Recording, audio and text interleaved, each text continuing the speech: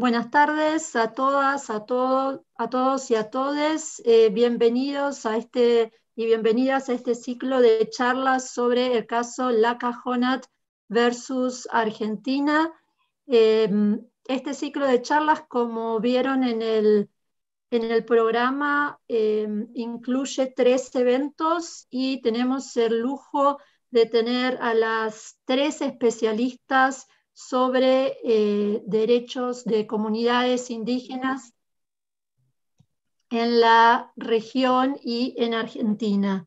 A la doctora Silvina Zimmerman, a la doctora Silvina Ramírez y a la doctora Morita Carrasco. Y también nos acompaña Rodrigo Roble Tristán, que es integrante del gabinete de la unidad ejecutora ad hoc del caso Laca Honat. La idea de este ciclo de charlas en realidad es para sostener el tema, seguir poniéndolo en agenda y que no pierda visibilidad. Es una gran alegría que por lo menos esta semana en la facultad haya habido 3 actividades sobre derechos de comunidades indígenas. Muchas veces esto no está presente, pero si revisan Derecho al Día de la facultad van a ver que estuvo el relator de Naciones Unidas sobre derechos de comunidades indígenas. Ayer hubo una actividad en el GIOJA referida también a derechos de comunidades indígenas y hoy largamos con este ciclo de 3 charlas. Entonces, muchas gracias Silvina, Rodrigo, Silvina y Morita por haber aceptado formar parte de esta obra colectiva. Para nosotras es un lujo y quisiera pasarle la palabra a Paola, que es quien estuvo a cargo también de la organización de este evento y que está haciendo su tesis de doctorado justamente sobre el caso. Perdón, bueno. Y antes que nada también agradecerle muy especialmente a Cecilia y a María Eugenia del equipo de apoyo del Instituto GIOJA que hacen que esto sea posible. Sí, muchas gracias, Laura. Bueno, de nuevo, buenas tardes, ¿cómo están? Saludamos a quienes están acá en el Zoom y quienes se están sumando por YouTube. Bueno, sí, muy contentas de que esté comenzando este ciclo de encuentros, que como saben continúa el jueves que viene y el jueves 30. Insistir en el agradecimiento a las expositoras, a Silvina Zimmerman, a Rodrigo Robles Tristán, a Silvina Ramírez y a Morita, referentes indiscutibles del campo.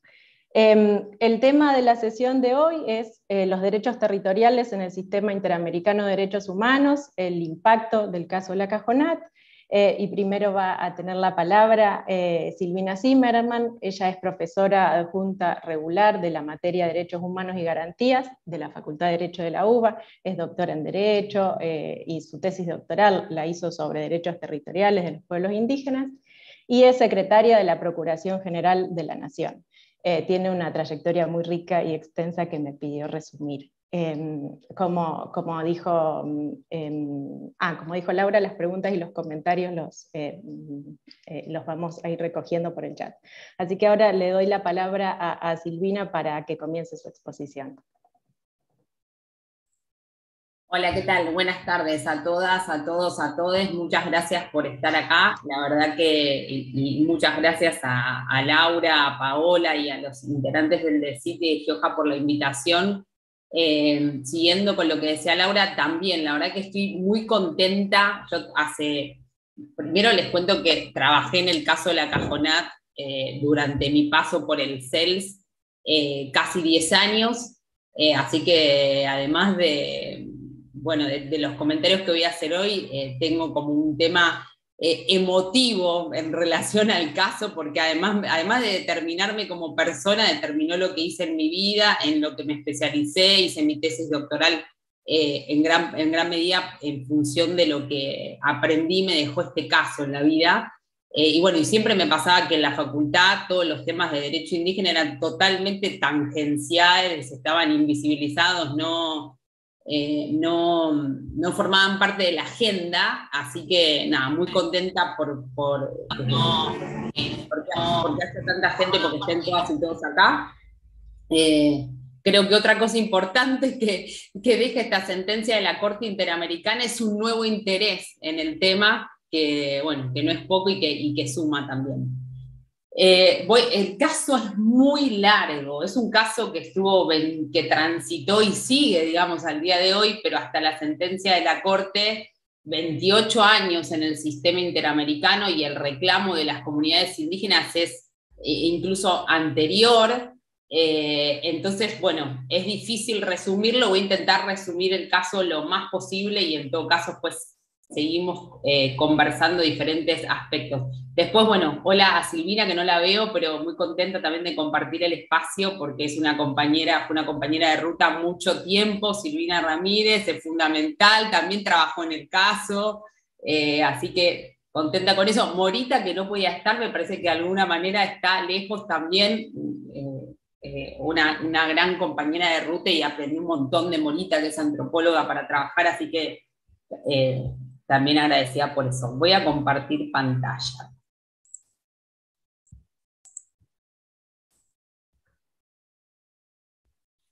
Bueno, este caso, la Cajonat contra el Estado argentino, es un caso que se refiere a un conjunto de comunidades indígenas que viven en el Chaco salteño, en la provincia de Salta, en la frontera con Bolivia y Paraguay, bordeando el río Pilcomayo, y es un caso que sigue, digamos, los lineamientos que vino desarrollando el sistema interamericano, vinculadas con incorporar adentro del sistema el nuevo paradigma de protección de la diversidad cultural. En ese sentido, tanto la Comisión como la Corte Interamericana cumplieron un rol muy importante, porque fueron paulatinamente, primero instalando en la problemática, digamos, que atravesaron y que atraviesan los pueblos indígenas en el continente, y después haciendo como un esfuerzo de relectura y de reinterpretación de los tratados tradicionales, por ejemplo, de la Convención Americana sobre Derechos Humanos, para poder incluir ahí la perspectiva etnocultural o repensar los diferentes derechos en clave indígena. Por ejemplo, uno es el derecho principalmente involucrado en este caso, que es la propiedad privada. Obviamente, pensar la propiedad privada en términos occidentales resulta totalmente inapropiado o inadecuado para incorporar la forma de vida indígena. Entonces, la Comisión y la Corte hicieron una relectura de este artículo 21 de la Convención Americana y un exhaustivo desarrollo de este derecho, para poder incorporar la visión colectiva y las formas colectivas de los pueblos indígenas en relación a la tierra, al territorio y a los recursos naturales.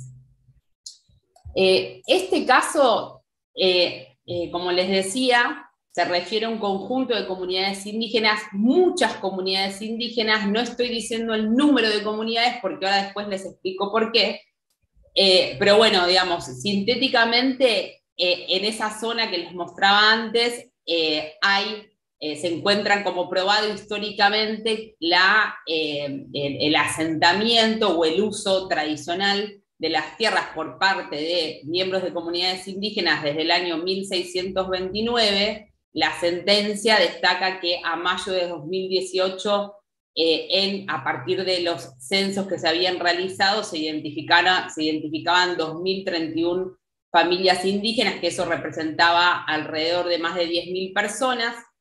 Y la característica que tiene el caso es que en ese territorio, tiempo después, a partir del siglo XX, se asentaron familias criollas, o sea, familias no indígenas.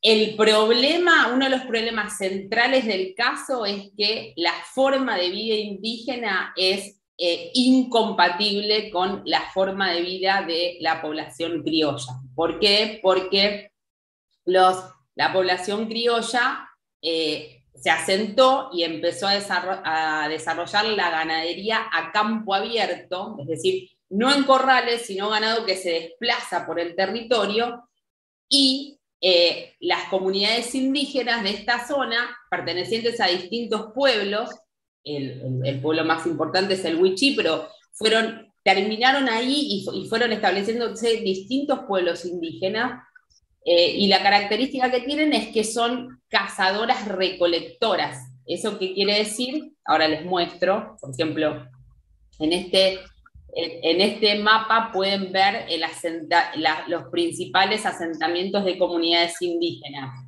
Puntana Chica, Quebrachal, Desemboque, etcétera, ¿no? En un territorio de aproximadamente 600.000 hectáreas. Esas comunidades indígenas, como les decía, tienen la característica que son cazadoras recolectoras. Eso quiere decir que tienen un centro de asentamiento, por ejemplo, acá estoy señalando a la comunidad San Miguel, y salen de ese centro de asentamiento para hacer distintos circuitos que pueden llegar hasta los 15 kilómetros para realizar sus actividades de subsistencia, por ejemplo, para pescar, para recolectar algarroba, miel u otros recursos naturales.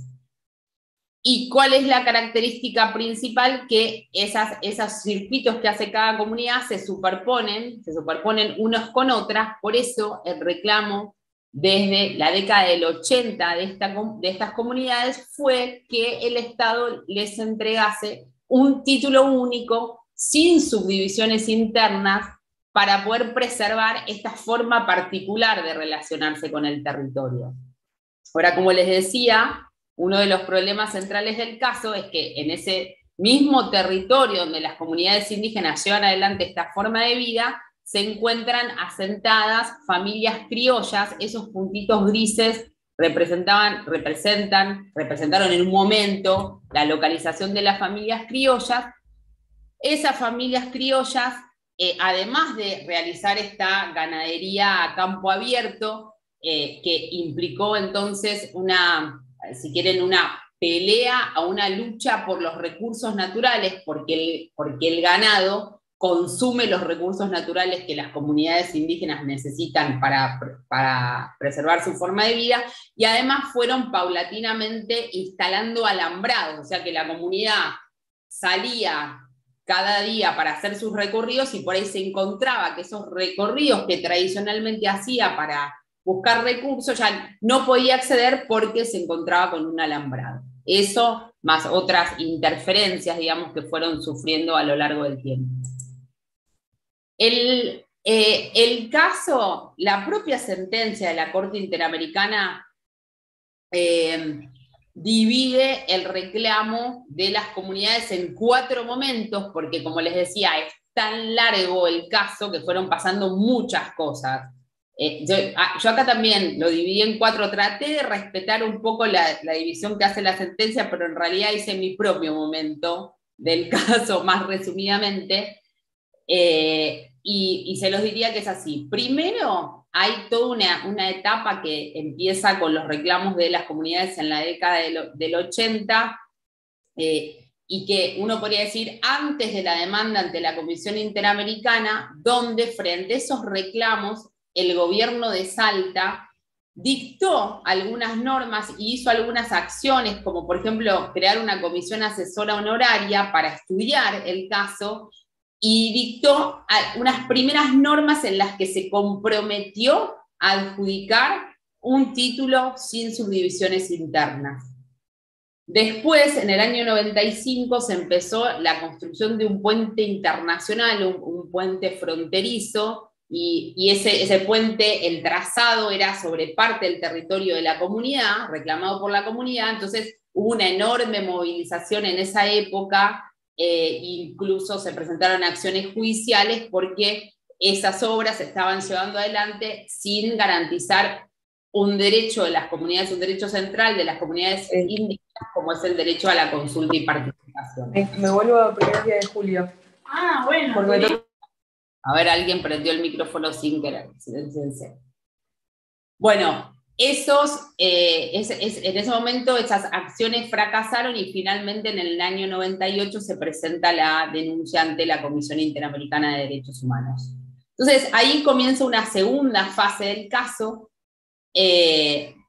que va más o menos desde el año 1999 al 2004, que es cuando se lleva adelante un proceso de solución amistosa en el ámbito de la comisión. Durante esa etapa, ahí ya estaba en el caso, y les ponía esto que había, si quieren, como las conversaciones como que no salían de una visión muy formal de la igualdad, en el sentido de que, porque había población criolla, era muy difícil en ese entonces conversar con los funcionarios para que pudieran entender la especificidad del derecho de los pueblos indígenas, las diferencias con el derecho occidental y el derecho de la población criolla, porque la visión que reflejaba el Estado en ese momento era: tenemos dos poblaciones, las dos tienen derechos constitucionales de la misma jerarquía, entonces tenemos que resolver los derechos de los dos de igual manera. Entonces, bueno, eran negociaciones muy difíciles porque, por ejemplo, el Estado en ese entonces no entendía que la relación de los pueblos indígenas era con esas tierras y esos recursos naturales, y que entonces los pueblos indígenas no pueden ser trasladados de su territorio porque su identidad cultural está definida por la relación con esa tierra y esos territorios, y que en el caso de la población criolla no, o mucho menos. Bueno, fueron años y años de discusión, y además el gobierno de Salta en ese entonces siempre fue muy poco amigable a atender el reclamo de las comunidades indígenas, que era la entrega de un título único. La posición del gobierno de Salta era: no importa, 70 comunidades, voy a entregar 70 títulos comunitarios.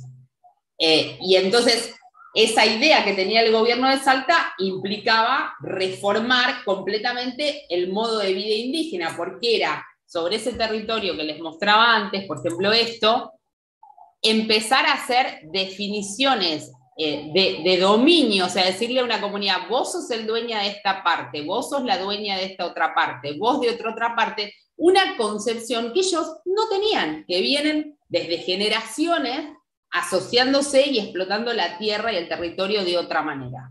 O sea que parte del reclamo central no tenía recepción en el gobierno de la provincia de Salta. A eso se sumaba que ya desde ese entonces había muchísimas estrategias de división de las comunidades, por ejemplo, el gobierno de Salta diciéndole a la Cajonat, que la Cajonat es una organización de segundo grado que nuclea a todas las comunidades indígenas. Entonces diciéndole: si vos te quedás con la Cajonat en tu reclamo, nunca te vamos a dar el título, en cambio, si vos venís con nosotros, te garantizamos la propiedad comunitaria. Bueno, diferentes estrategias de esa índole. Y después, otra cuestión importante de esta etapa es que en el año 2001, con diferentes técnicos, con sistemas de georreferenciación, la Cajonat logró hacer un mapa para poder decir cuál era su territorio. Eso fue muy importante porque fue una herramienta de organización social, política, de cohesión, para poder definir: estas son nuestras tierras, las que nosotros utilizamos tradicionalmente y necesitamos para desarrollar nuestra forma de vida. Bueno, toda esta etapa termina en el año 2005, cuando el gobierno de Salta decide retirarse del proceso de solución amistosa, se retira y llama a un referéndum, o sea, decide hacer un referéndum en el territorio indígena, al que nosotros nos opusimos en su momento. Intentamos hacer una estrategia muy rápida, porque sabían que el referéndum se hacía en un par de semanas, un mes, y sabíamos que, por ejemplo, litigar en la provincia no iba a tener resultados, entonces presentamos una opción originaria ante la Corte Suprema, declarativa de certeza en ese momento. El referéndum le preguntaba a los pobladores de los lotes 55 y 14 del departamento de Rivadavia y en la provincia de Salta, en Santa Victoria Este, la pregunta era si están de acuerdo con que se entreguen las tierras a sus actuales ocupantes. nosotros, bueno, dos cosas. Uno, les decíamos que era esa pregunta, o sea, era capciosa, porque ¿quién iba a decir que no estaba de acuerdo con que le entreguen la tierra? ¿Y qué? Pero eso implicaba que entonces la tierra se le entregaba a los pueblos indígenas y a la población criolla, la tierra que reclamaba la población criolla. Y fundamentalmente lo que dijimos es que el derecho a la propiedad comunitaria de las tierras indígenas es un derecho humano y por lo tanto como tal no puede ser sometido a la voluntad de las mayorías. Bueno, perdimos totalmente esa vez, la Corte dijo que era incompetente, pero además la Corte Suprema no solo, con la excepción de la disidencia de Zaffaroni en su momento, no solo dijo que era incompetente, sino que dijo además, ojo con poner en duda la legitimidad de los mecanismos de participación política como un referéndum para decidir cuestiones sociales o que atañen al interés público, etc. Y ahí, además de ese referéndum, la provincia llamó a la población criolla e indígena, pero empezó por la población criolla para que presentaran carpetas diciendo dónde vivían, qué territorio necesitaba y hacer un plan de adjudicación de las tierras. Después de ese año 2005, ahí empezó una estrategia de la provincia para llevar a cabo su propio plan al que las comunidades indígenas se opusieron, que es que para que se entreguen las tierras era necesario que los pueblos indígenas se pusieran de acuerdo con la población criolla. Y que en tanto y en cuanto llegaran a esos acuerdos entre los pueblos indígenas y la población criolla, entonces era posible avanzar en la adjudicación de tierras. Nosotros, las comunidades en ese momento también en distintas instancias, escritos, audiencias, etcétera, se opusieron a el mecanismo de acuerdos para entregar la tierra por la misma razón, porque diciendo, bueno, si nosotros tenemos un derecho humano reconocido en los tratados y en la Constitución Nacional a la tierra y al territorio, ¿por qué están supeditando la efectivización de ese derecho a la voluntad de la población criolla?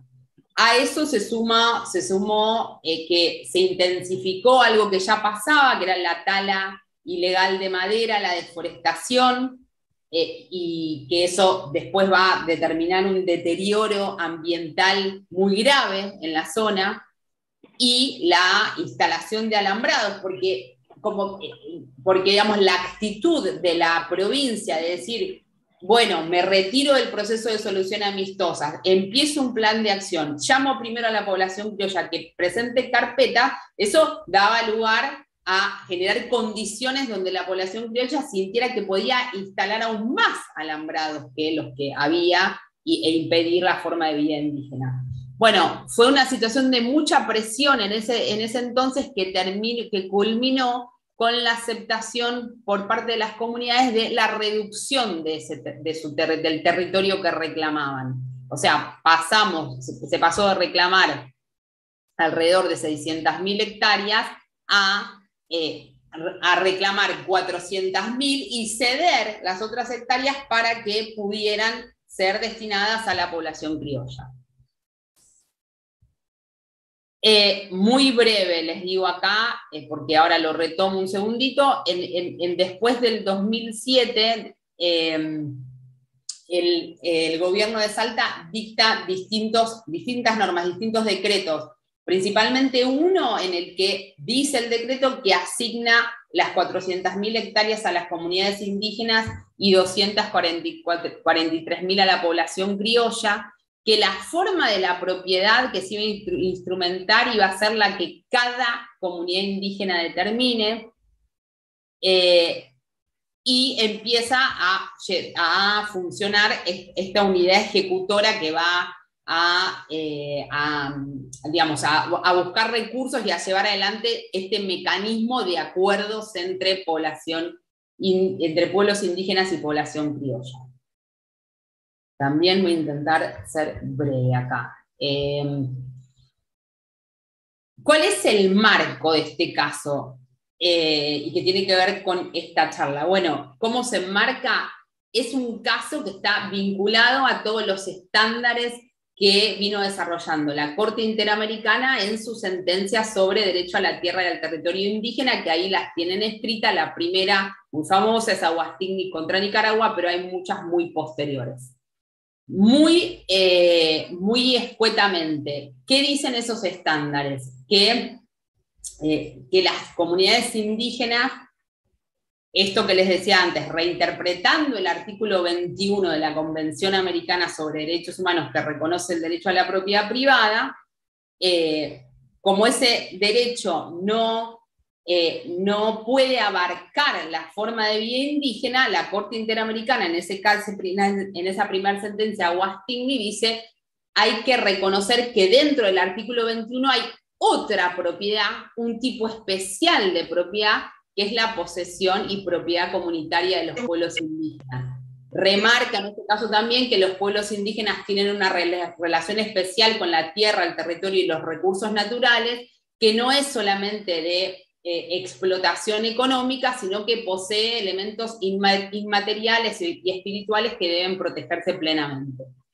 Y que la forma de relación con la tierra es una forma muy vinculada a lazos de distinto tipo con los recursos naturales, y que por lo tanto los pueblos indígenas también tienen derecho a los recursos naturales. En este campo aparece la noción de territorio, que quiere diferenciarse de la noción de tierra en sí. ¿Por qué? Porque el territorio es un concepto que se utiliza para indicar la manifestación de una forma de vida cultural sobre unas tierras determinadas. Es la forma cultural en ese espacio, en un espacio vital. En estas sentencias también la Corte Interamericana fue señalando a qué tierras tienen derechos los pueblos y comunidades indígenas, y explicó que tienen derecho a las tierras de uso tradicional, las que usan con diferentes formas políticas, sociales, económicas, con la tierra, respetando los distintos modos de relacionarse con el territorio. Lo remarco así porque estas comunidades tienen una forma especial de relacionarse con el territorio. Que también tienen derecho a la restitución de tierras perdidas que hayan perdido involuntariamente, a la entrega de tierras complementarias. También señaló qué pasa cuando entran en conflicto la propiedad privada y la propiedad comunitaria, o sea, en casos anteriores, en Yaquiaxas, Guayamaxa, en los casos contra Paraguay. Y ahí dijo que la Corte señaló que no hay una respuesta unívoca, sino que hay que mirar cada caso, pero que muchas veces la restricción de la propiedad privada resulta necesaria para poder proteger un tipo especial de propiedad, que es como la propiedad comunitaria indígena, que tiene que ver con la protección de la cultura, de la identidad cultural y de formas de vida diferenciadas. Después también se señaló, en esos casos, no me voy a detener por una cuestión de tiempo, todas las garantías que tiene el derecho a la propiedad comunitaria, están escritas ahí, y los deberes que tiene el Estado frente a la propiedad comunitaria indígena, como el deber de identificar los territorios, demarcarlos, titularlos, adecuar los marcos legales en el derecho interno, proteger la tierra, el territorio y los recursos naturales, reparar las lesiones a esos derechos y asegurar las garantías a las que recién hacía referencia. En el caso concreto, después lo voy a retomar un segundito, pero yo les diría, bueno, ¿de qué es este caso en comparación con los anteriores en términos de propiedad comunitaria? De los deberes en relación al perfeccionamiento de la propiedad comunitaria, a mi criterio, estoy diciendo. Cosas importantes que dice en relación a el artículo 21 a la propiedad comunitaria indígena. Bueno, lo que dice es que que todo este derrotero, todos estos años que tienen que pasar estas comunidades indígenas sin respuestas del Estado, está muy vinculado a que el Estado argentino no existe y por lo tanto no garantizó un procedimiento reglado de delimitación, demarcación y titulación de las tierras indígenas en Argentina. Y señala que esos procedimientos que deberían existir y no existen tienen que ser adecuados desde el punto de vista cultural para los pueblos indígenas. Ejemplo, la prescripción adquisitiva es una herramienta del derecho que sirve para asegurar la propiedad o el dominio, pero que no puede abarcar la forma de vida indígena, qué sé yo, porque a veces el uso de la tierra no es continuo, público y pacífico. Los mapuches, que tienen épocas de veranada, invernadas, etc., entonces sería un procedimiento inadecuado. Eso por un lado. Por otro lado, dice que todas esas normas que les mencionaba resultaron insuficientes para garantizar la propiedad comunitaria indígena, porque si bien fueron actos tendientes a eso, por ejemplo, hay un reconocimiento de un derecho a la propiedad comunitaria sobre 400.000 hectáreas, pero ese reconocimiento quedó en ese decreto, después no se instrumentó nunca en la práctica, no se definió cuáles son esas 400.000 hectáreas, ni se inscribieron esas 400.000 hectáreas bajo la forma reclamada por las comunidades. Por otro lado, y esto era, como les decía, desde sus inicios un aspecto central del caso, le dice al Estado que esos decretos y las actitudes que tuvo, y vieron que uno de los decretos decían, va a adoptar la forma de propiedad que cada comunidad quiera. Entonces la Corte le dice, no puede adoptar la forma que cada comunidad quiera, porque la forma del título tiene que ser la forma que resguarde la forma de vida cultural de estas comunidades indígenas. Y la única manera de resguardarla es mediante el otorgamiento de un título único. Entonces, ahí la Corte hace lugar a ese reclamo, que es el título único sin subdivisiones internas. Después, también hubo una voluntad del Estado de reducir el número de comunidades, y la Corte Interamericana también dice en ese sentido que no se puede reducir el número de comunidades indígenas a las 71 que tenía listadas el gobierno local en el decreto. Después la sentencia hace un aporte, como deben saber la mayoría de ustedes, si quieren, en la teoría de Desca. ¿Por qué? Porque es la primera vez que la Corte Interamericana declara la violación del derecho a un ambiente sano, una alimentación adecuada, a participar en la vida cultural y al agua a través del artículo 26 de la Convención Americana.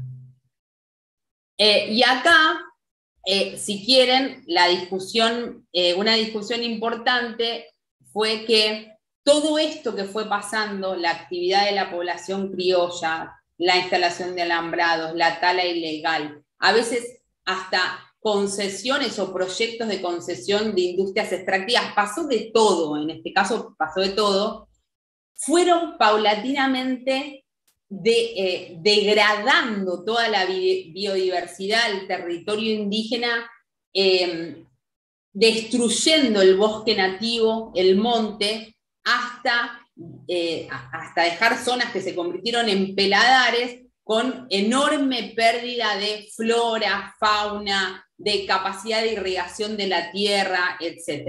Por supuesto, el Estado frente a eso, y eso afectó la forma de vida indígena, su acceso al agua, su acceso a los alimentos, a la desaparición de la biodiversidad.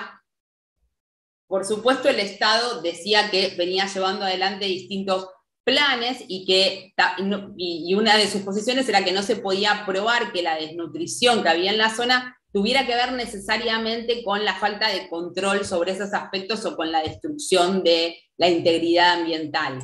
Ahí les puse algunas fotos para que vean del lugar, para que vean de qué hablamos cuando hablamos de peladares, ¿no? De que la zona haya sido desmontada y de la pérdida de los recursos de flora, fauna para las comunidades.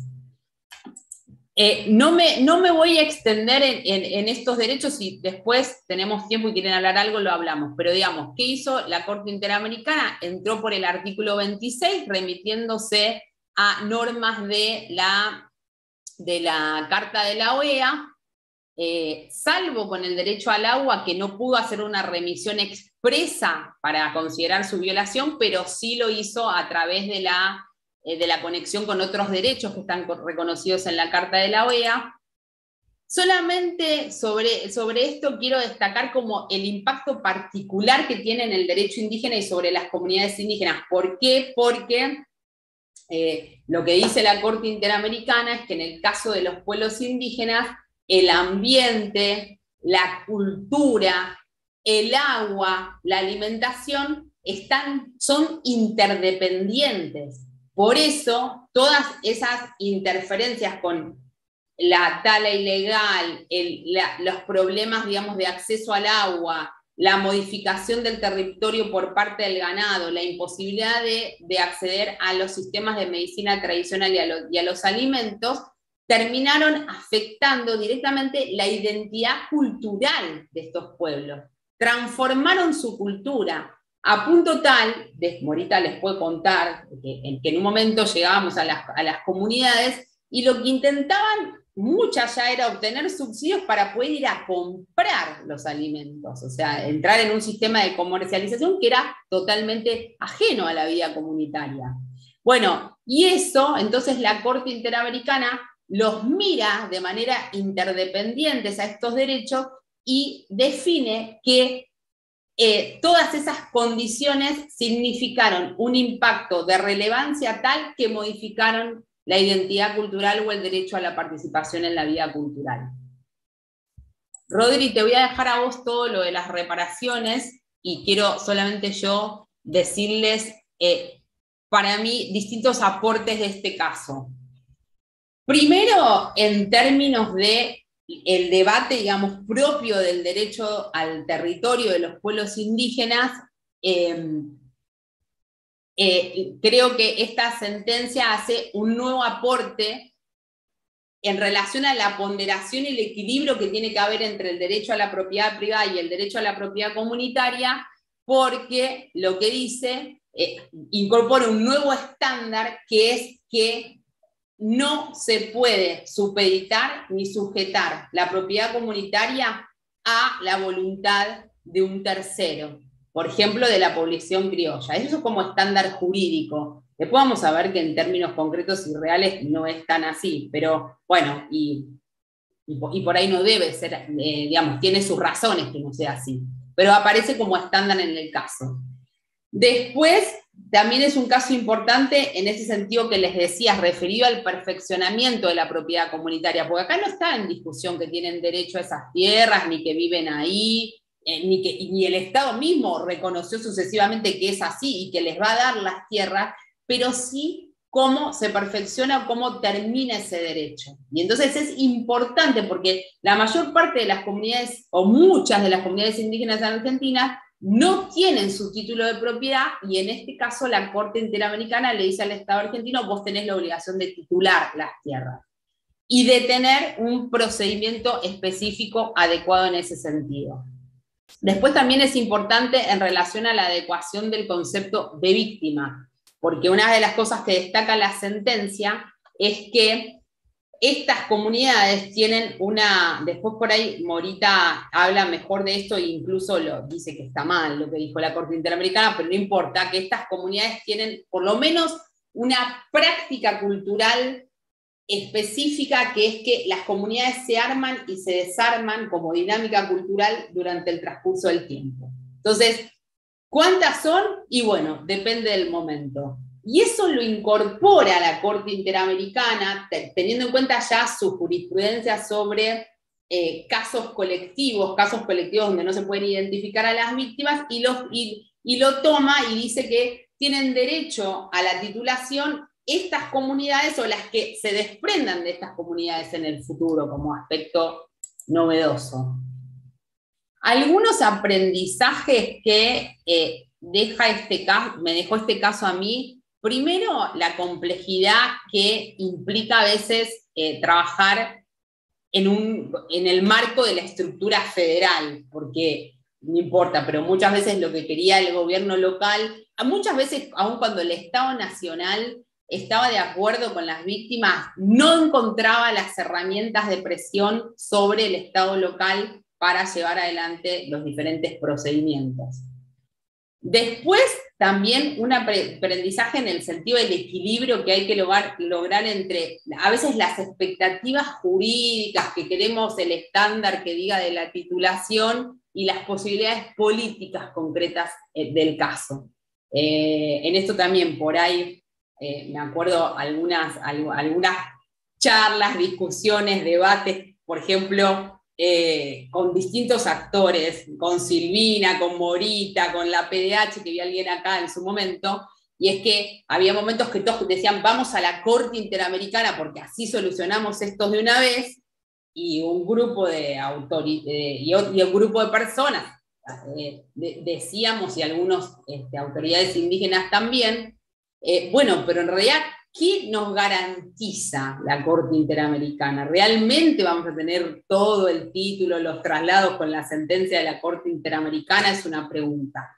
Después, otro aprendizaje es esta idea de que recurriendo al Poder Judicial podemos modificar años de una matriz ideológica occidental acostumbrada a trabajar con el derecho occidental.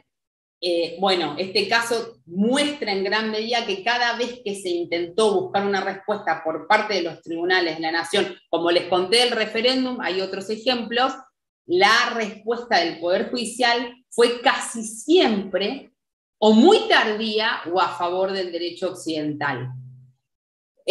Después que, a pesar del reconocimiento del derecho de los pueblos indígenas y de los enormes avances, seguimos como muchas veces perpetuando una situación de colonización permanente, porque, digamos, como les comentaba, un cambio estructural en términos ambientales y en la forma de vida indígena, por ahí no producto de la imposición de un modelo hegemónico de vida cultural, como podía pasar con la creación del Estado-Nación moderno, pero sí a través de todas estas prácticas de deforestación, de falta de control, de permitir las concesiones, las entradas de empresas privadas, etcétera, que modificaron radicalmente la vida indígena. Y después, otra cosa importante que deja esta sentencia es que hoy por hoy el Estado argentino está obligado a adecuar su legislación, porque se consideró la violación del artículo 2 de la Convención Americana, y hubo proyectos de ley, decretos, discusiones con algunos decretos, pero hoy tiene la obligación legal, a partir de esta sentencia, de desarrollar e instrumentar de manera perfeccionada la propiedad comunitaria de los pueblos indígenas. Bueno, y acá cierro. Les puse esta foto. Este es Francisco Pérez, es uno de los líderes principales, una de las autoridades indígenas principales que llevó adelante este caso desde la década del 80, que falleció en el medio de la pandemia, así que lo quería recordar, perdón, me emociono, porque bueno, creo que es una de las personas que más aportó en mi vida, sobre todo en términos de llevar adelante una lucha, una historia de lucha y de resistencia permanente, porque cada vez que nos encontrábamos con un montón de fracasos jurídicos, digamos, en distintos tribunales nacionales e internacionales, él siempre estaba ahí con calma para decir, ya va a llegar, lo importante es seguir adelante. Te doy la palabra, Rodri. Muchas gracias, Silvina, por tu presentación y por tu emoción que nos llega a todos.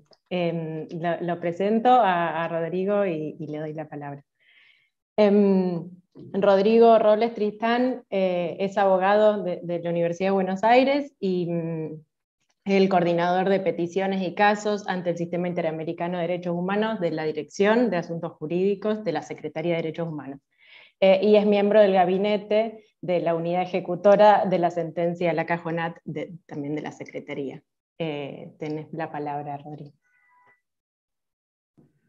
Bueno, muchas gracias de nuevo por la invitación. Buenas tardes para todas las personas que están participando. A Paola, a Laura, en fin, a todas las personas que organizaron la actividad.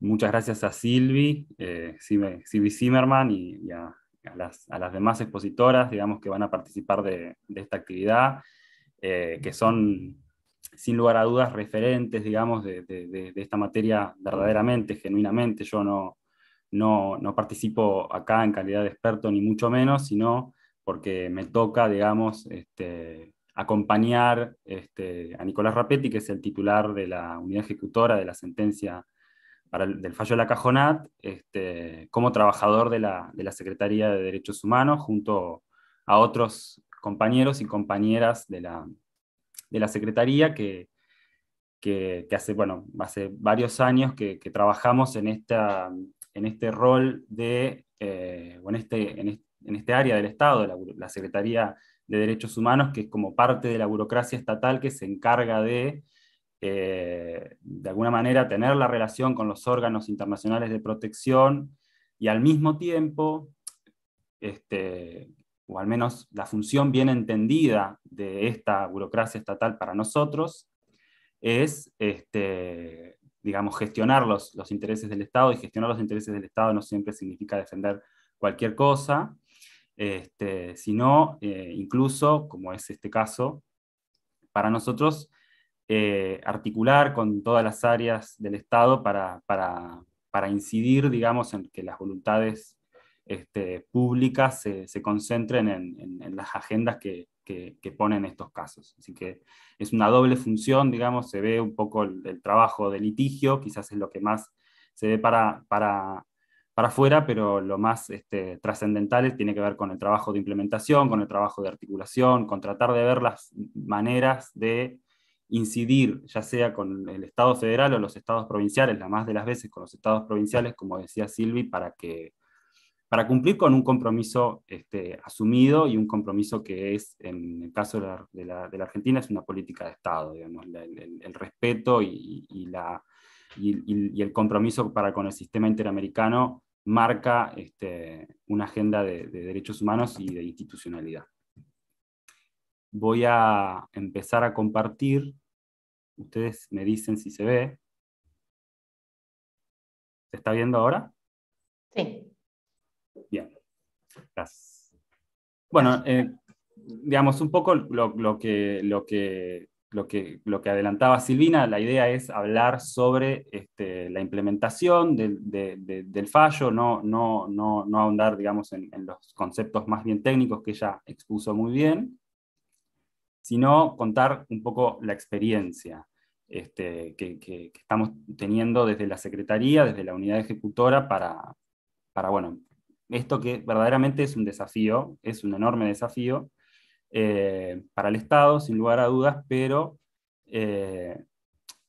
los antecedentes que contó Silvina marcan un poco que el Estado no tiene más que hacer que concretar estas reparaciones y hacer, de alguna manera, tener un gesto de humildad y reconocer, digamos, esta historia y ponerla en valor. Digamos, es un poco nuestra aproximación al caso.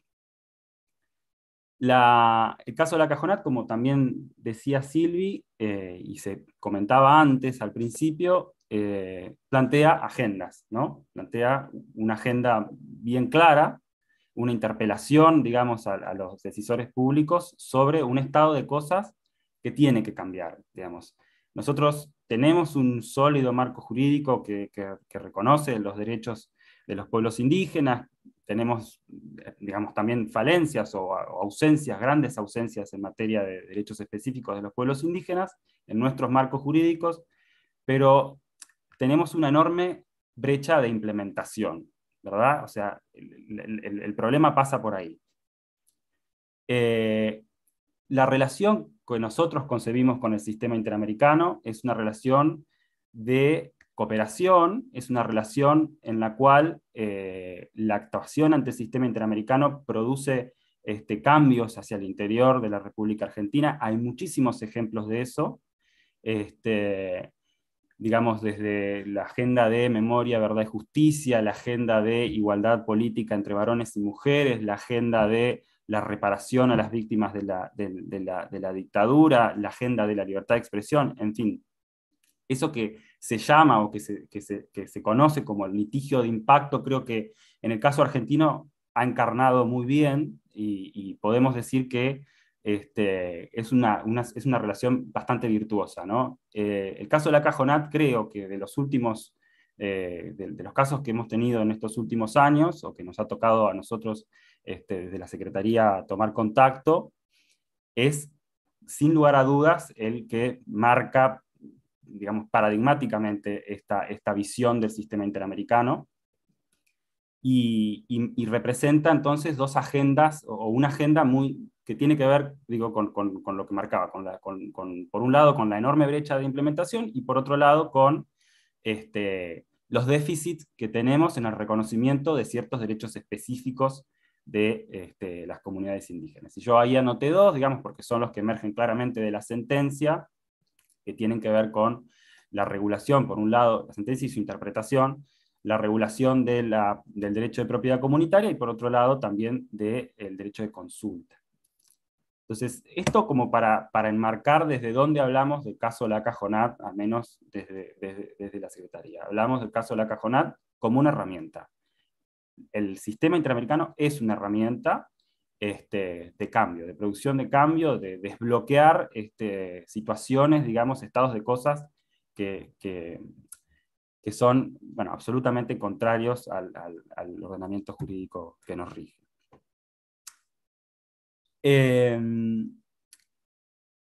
¿Qué pasa cuando nos encontramos con una sentencia de la Corte o con algún informe de la Corte Interamericana, digamos?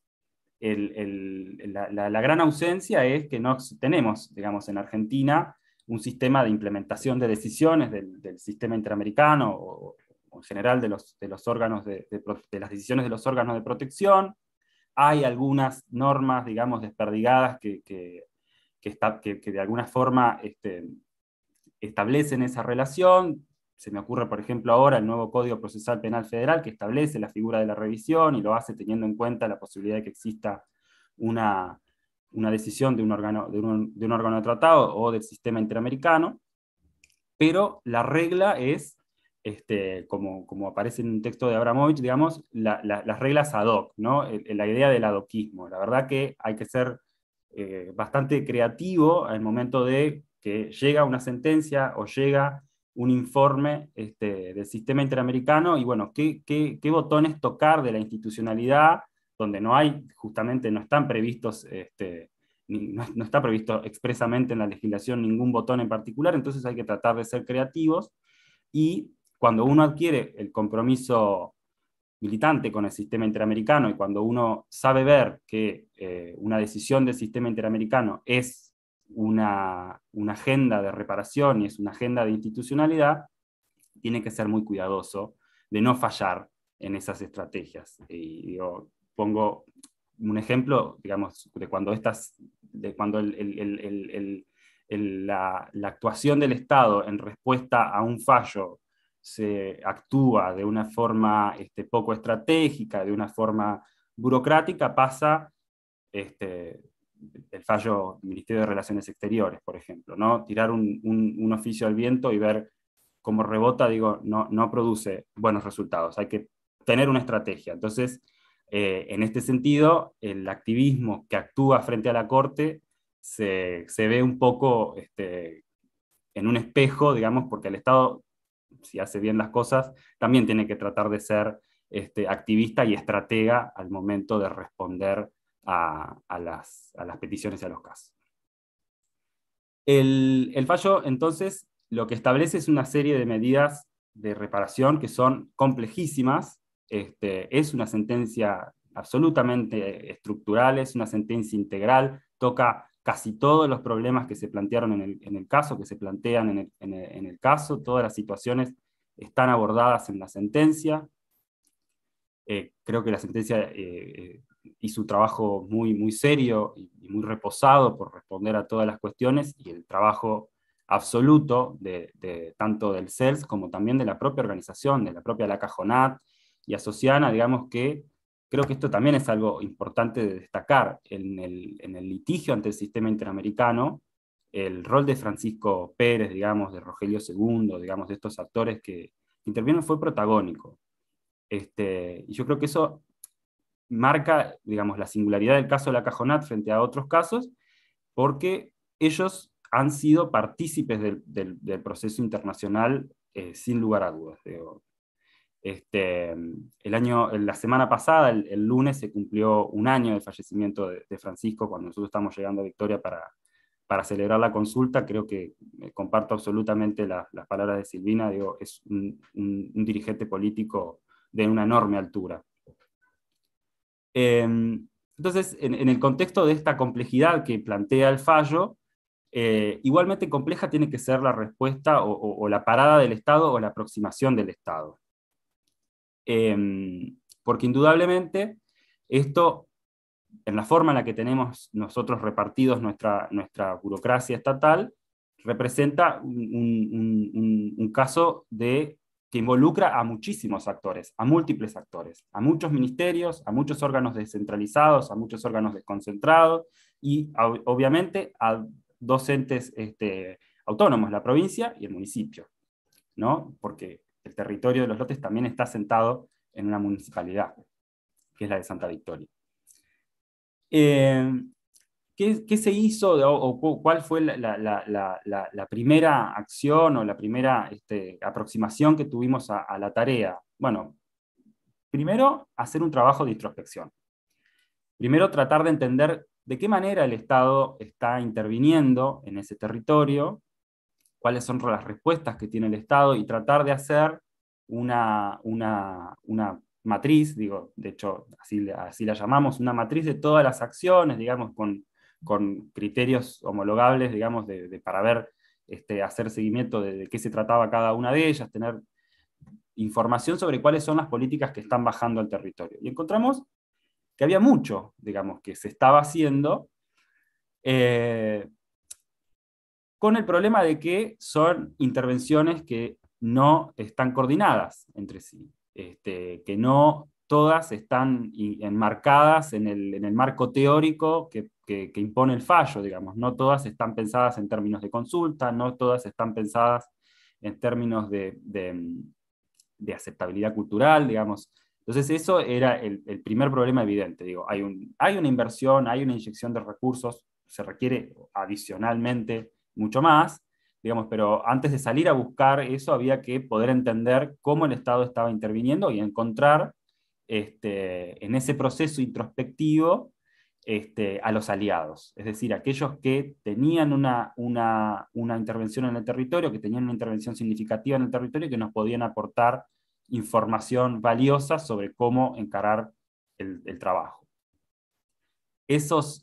Para nosotros esos aliados fueron en innumerables reuniones, digamos. Primero se hicieron enormes convocatorias donde aparecían un montón de agencias, digamos, y era bastante caótico tratar de organizar la conversación, pero ahí rápidamente tomamos contacto con esto que nosotros marcamos acá, la presencia territorial. Nos enteramos, digamos, que producto del proceso de solución amistosa que se había estado llevando a cabo en el territorio, había dos agencias del Ministerio de Agricultura de la Nación que estaban en Victoria, que estaban asentadas en Victoria, con funcionarios y con técnicos, fundamentalmente el INTA, el Instituto Nacional de Tecnología Agropecuaria, y por otro lado, la Secretaría de Agricultura Familiar, Campesina e Indígena.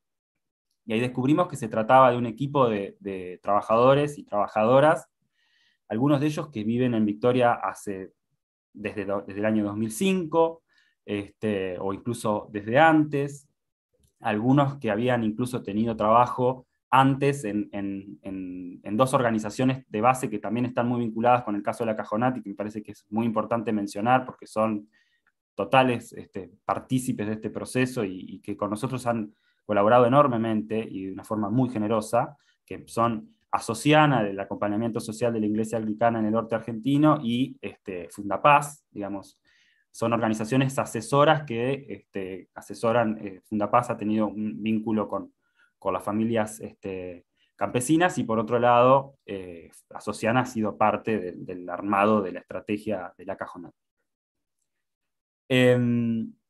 Entonces, estos funcionarios que les menciono, que habían participado de esas organizaciones de base, que estaban muy vinculados al proceso, al territorio, que tienen un enorme conocimiento de la gente, población criolla e indígena, un enorme predicamento entre la gente, digamos, una enorme capacidad de convocar, de respeto, digamos, y veíamos que ellos estaban haciendo un enorme trabajo, pero bueno, casi una patriada, digamos, sin acompañamiento en términos de recursos y todo lo demás. Entonces, el fallo era la ocasión perfecta para poner en valor ese trabajo territorial. Son técnicos del Estado Nacional, están allá, han hecho familia con integrantes de las comunidades, digamos, están completamente comprometidos con el territorio, y a nosotros nos parecía fundamental porque el trabajo de la Cajonat tiene que ver con cumplir con la sentencia y al mismo tiempo con poner en valor la institucionalidad y con hacer que la institucionalidad argentina responda a las necesidades. Y, digamos, cuando nosotros vimos el enorme trabajo que estas personas hacían y que siguen haciendo con nosotros, y ahora voy a contar un poco de cómo nos han ayudado, de la enorme mano que nos han dado, nosotros pensábamos que sin esa presencia territorial hubiese sido muy difícil para nosotros tener un diagnóstico o una aproximación.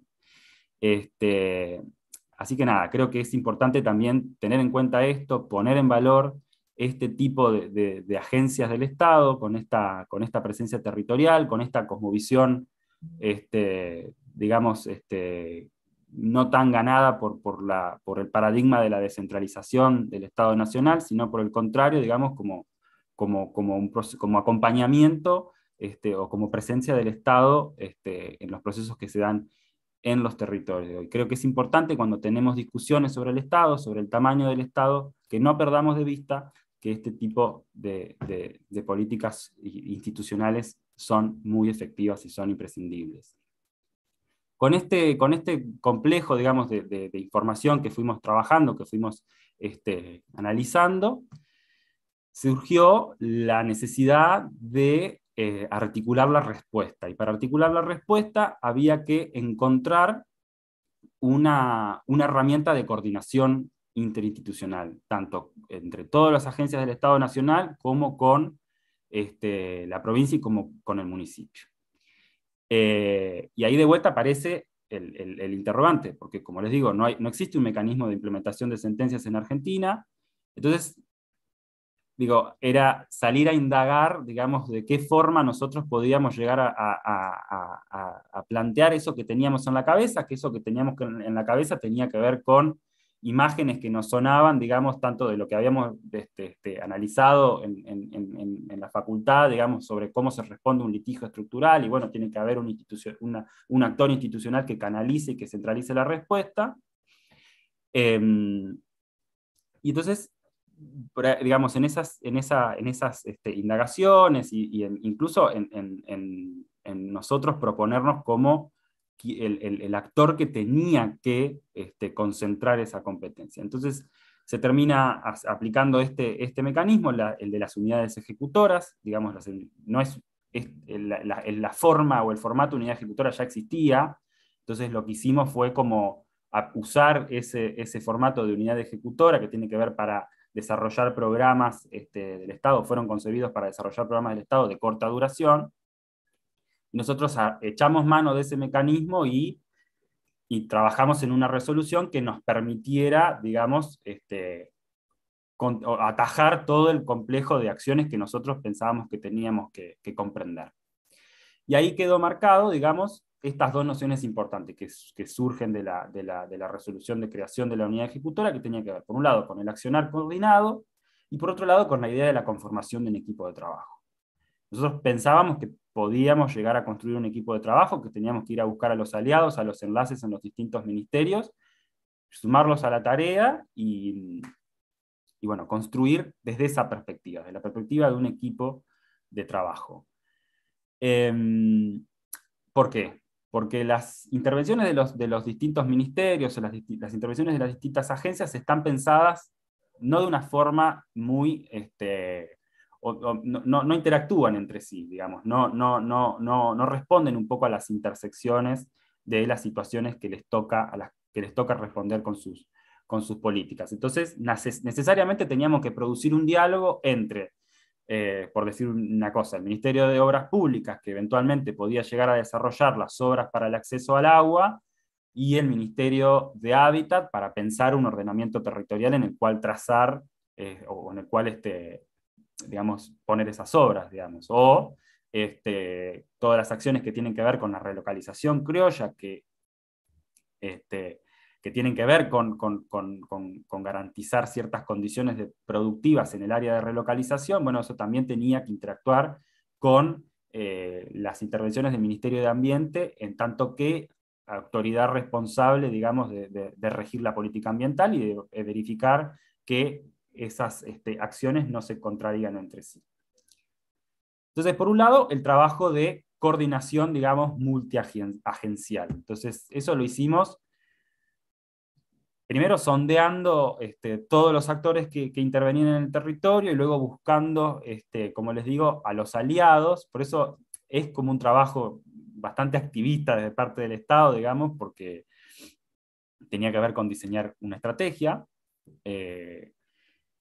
Y en ese esfuerzo enorme, digamos, pudimos ir estableciendo los vínculos que nos permitieron hacernos de más información sobre cómo funciona el Estado, de qué forma podía responder, y al mismo tiempo un diagnóstico con aquellas cosas con las cuales nos íbamos a dar, digamos, contra una pared, digamos, de que las cosas siempre se hicieron así. Digo, por ejemplo, las políticas alimentarias. El fallo trabaja sobre el derecho a la alimentación, pero trabaja sobre el derecho a la alimentación desde una perspectiva de derechos humanos. Entonces trabaja sobre la perspectiva de seguridad alimentaria, y también trabaja o invita a la reflexión sobre soberanía alimentaria. Entonces, las políticas alimentarias que se aplican en Argentina, o la asistencia alimentaria en Argentina, no necesariamente responde a ese paradigma, y desde ya que tampoco tiene una visión, digamos, intercultural o de aceptabilidad cultural. Entonces se planteaban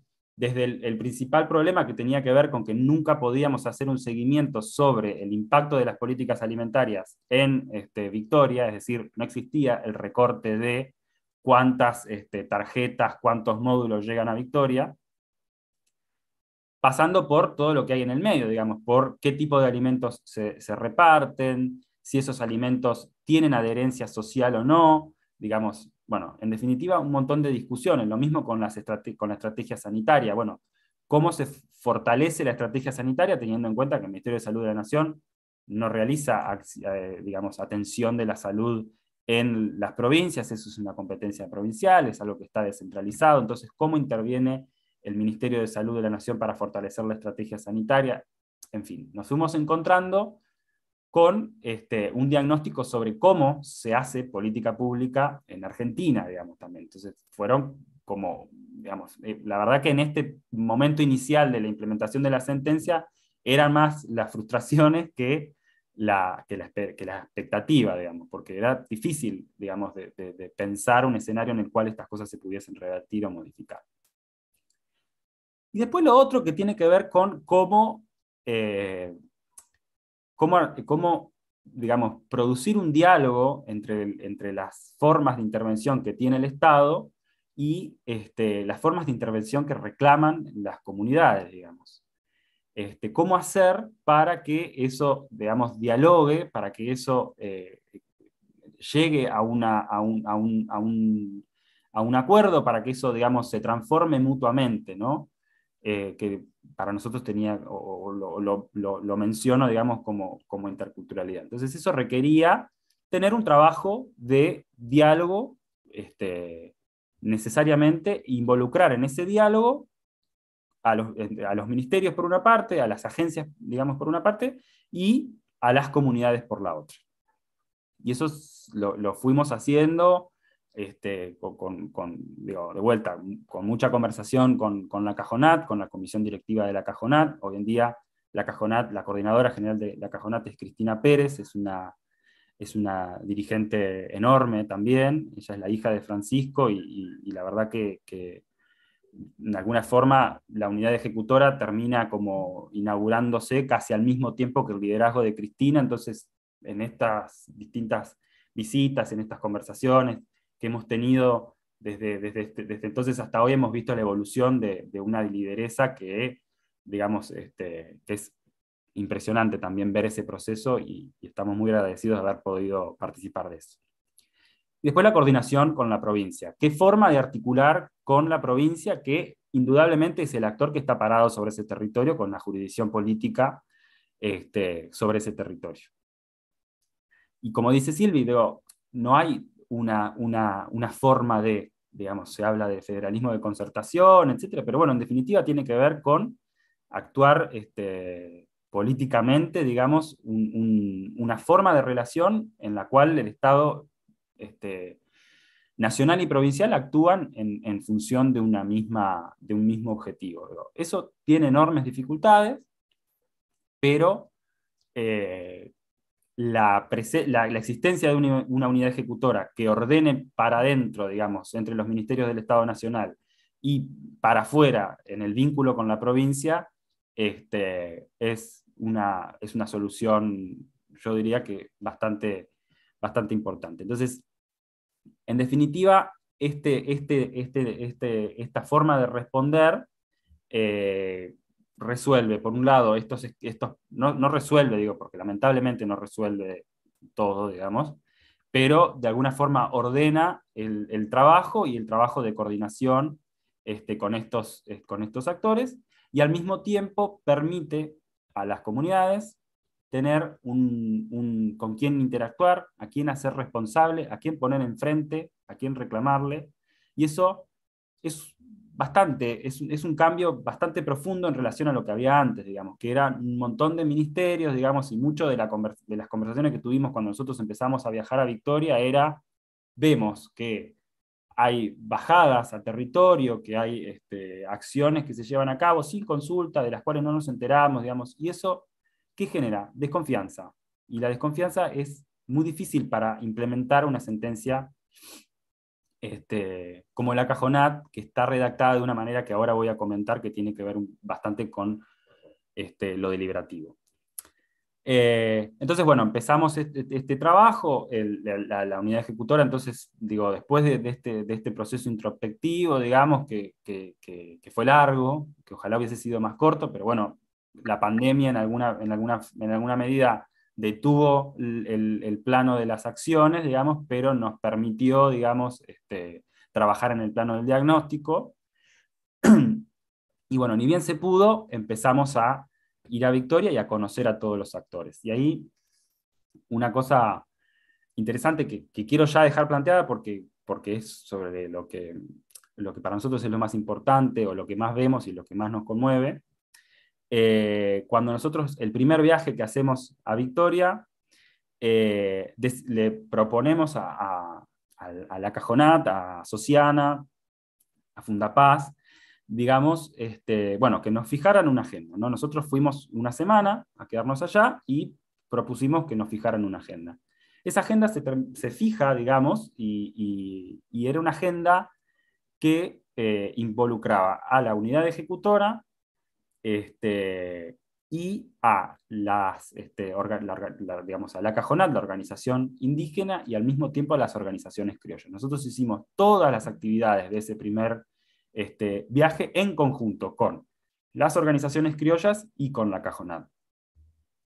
Y ahí la demanda era unánime, digo, por eso creo que en el tiempo posterior a la sentencia uno puede ver, digamos, cómo cómo cambian las aproximaciones de los actores o las expectativas de los actores, y había mucha claridad en que el trabajo de territorio tenía que reanudarse, el trabajo de acuerdo de partes previo, digamos, cuando el caso se va a la Corte Interamericana se detuvo, y bueno, todo ese tiempo había generado una enorme desconfianza en que se concretase alguna vez ese trabajo, en que tuviese posibilidades de éxito, y entonces nosotros nos encontramos con dos sectores que estaban muy contestes en remarcarnos que lo importante era darle, empujar el proceso territorial. Que ahora vamos a ver un poco en qué consiste. Entonces, esto creo que es muy importante porque la visión que nosotros teníamos en la cabeza del caso, digamos, que tiene que ver con la lectura de la sentencia hasta ese momento, porque nosotros ninguno tenía vínculo hasta entonces con la causa de la Cajonat, no nos, la verdad que no nos imaginábamos que existiese este nivel de cohesión social entre estos dos sectores, digamos, que como dice Silvi, digamos, de alguna forma no, tienen formas de vida incompatibles, y eso significa que hay un escenario de competencia muy marcado. Y nosotros lo que veíamos era un escenario de enorme cooperación y de plantearnos una agenda común. Por eso digo que esto es significativo. El primer viaje a Victoria, la agenda que no la fijamos nosotros, fue la agenda del territorio y era una agenda común, compartida. Fuimos a visitar muchos recorrimos, digamos, el territorio y pudimos ver la presencia de alambrado, la presencia de ganado, pudimos ver las situaciones de usurpación, digamos, o de familias que han ocupado más de lo que les correspondía en función de la asignación de tierras. Pudimos ver puestos criollos de familias relocalizadas, es decir, familias que confiaron en el proceso, que participaron del proceso, que firmaron los acuerdos y que se fueron a vivir a la zona de relocalización y que no les cumplieron las condiciones que les dijeron que les iban a cumplir, condiciones que no estaban por escrito en ningún lado. Entonces, pudimos ver toda esa situación. E insisto, esto lo hicimos junto con Cristina, ustedes lo ven ahí a Diego Morales, junto con todos los actores vinculados en el territorio. ¿Por qué? Porque el planteo era común. Y esto para nosotros fue novedoso, porque, insisto, no teníamos conocimiento del caso antes de la llegada de la sentencia en febrero de 2020. Acá dos actores que me parece fundamentales. Uno es Rogelio II, que les comenté, digamos, él forma parte de la comisión directiva de la Cajonat y junto con Francisco, digamos, eran como dos líderes complementarios, digamos, del articulado, del armado de la Cajonat. Rogelio II hoy en día es diputado provincial en Salta, lo cual también es una enormidad, digamos, y también me parece que es una diferencia a la situación que había antes del dictado del fallo, porque hoy en día también la discusión indígena se está dando en los espacios, en los canales institucionales, como puede ser la Cámara de Diputados, con un enorme electorado. Digamos, participa de las actividades cada vez que puede y siempre es una persona también con una claridad impresionante. Y Rogelio Nerón, que es el intendente de Santa Victoria, que también es indígena, y es el primer intendente indígena del Chaco salteño, y hizo una campaña, digamos, basada en paisano vota paisano, digamos, en representar la subjetividad política indígena en la discusión pública. Y además un actor que no está mencionado en la sentencia, la Municipalidad de Victoria no está mencionada en la sentencia, y eso, digamos, representa también para nosotros una decisión articular con ese actor que no aparece mencionado en la sentencia. Y acá también los compañeros, digamos, que les mencionaba antes, del INTE, de la Secretaría de Agricultura Familiar Campesina Indígena, que nos acompañan desde el minuto 1, con conocimiento sobre el territorio, con propuestas técnicas de respuesta al fallo. Ahora voy a entrar un poco sobre eso. Y en definitiva, digamos, es un laburo diario que hacemos. en ese trabajo de coordinación, digamos, multiagencial, una vez que estuvo lo suficientemente maduro, convocamos a esos ministerios a que empezaran a participar de las reuniones, de las asambleas, a que empezaran a interiorizarse del caso, a conocer, digamos, por qué nosotros les decíamos que las respuestas que nos estaban proponiendo para incorporar en el plan, ese es nuestro objetivo, redactar un plan de cumplimiento de la sentencia, no eran adecuadas. Entonces, digamos, este proceso de involucramiento, digamos, de llevar a toda esa cantidad de funcionarios nacionales a que interactuaran con los actores, digamos. La sentencia tiene entonces una forma de aproximación que para nosotros en Argentina es nueva, digamos, en términos de sentencias de la Corte Interamericana me refiero, porque la sentencia es muy fuerte en las declaraciones de derecho que hace, digamos, cuáles son las obligaciones del Estado, cuál es el contenido, esto que explicó Silvi, cuál es el contenido de los derechos, cómo debe ser la respuesta del Estado, cuál es la obligación del Estado. Y también la sentencia trabaja sobre la parte ejecutiva. Digo, hay mucho, para esto es personal, digamos, pero creo que podemos compartirlo, hay mucho empeño puesto por la Corte en que el trabajo de implementación de la sentencia sea positivo, que fluya. ¿Por qué? Porque la sentencia le dice al Estado que tiene que redactar un plan de acción, que tiene que promover que tiene que plantear una solución, y que esa solución va a permitir o va a sentar una base para una discusión con información, para una discusión con participación, y donde en definitiva se produzca un ejercicio deliberativo. Digo, ¿esto qué permite en definitiva? Permite una mayor participación de las víctimas del caso, y le permite al Estado tener un escenario, digamos, donde colocarse en una posición de más humildad, digamos, de poder decir con franqueza, no sé cómo encarar esta tarea, tengo que fijarme unas prioridades, y para fijarme unas prioridades lo quiero discutir con ustedes. Entonces, este escenario, o nosotros interpretamos la sentencia de esta manera porque nos parece que nos permite actuar de la manera que queremos actuar, que es en el marco de un diálogo franco, y indudablemente la sentencia también nos pone el deber de la consulta. Y digamos, llevar adelante consultas en relación con todas las acciones que hay que ejecutar. Entonces ahí pensamos en un plan de ejecución de la sentencia. El plan de ejecución de la sentencia que nosotros tenemos, el borrador, está armado en ejes.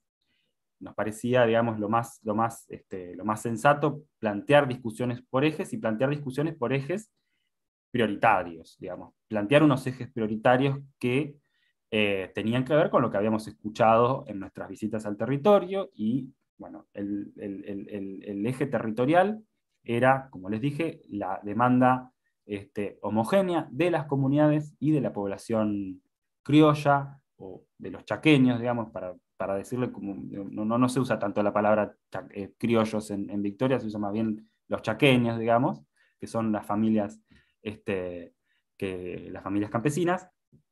De modo que la demanda o la prioridad fue, por un lado, la que tenía que ver con el territorio, como les digo, eso es una condición inexorable, y por el otro, la que tenía que ver con el acceso al agua. Digo, y acá había un tema muy claro, que sin agua no hay vida, por un lado, y sin agua no hay tampoco un proceso territorial que tenga perspectivas de éxito. Digo, porque la zona de relocalización también tiene que haber agua para que las familias puedan desplazarse y continuar con su explotación dentro de un marco de reconversión productiva,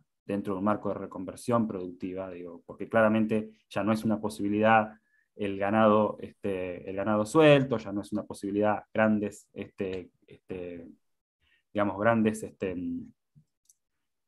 cantidades de ganado, etcétera, etcétera, etcétera. Entonces también está esa discusión ahí, digamos. No es solamente la relocalización, es la relocalización con condiciones de relocalización y con condiciones de relocalización que tengan un horizonte de reconversión productiva.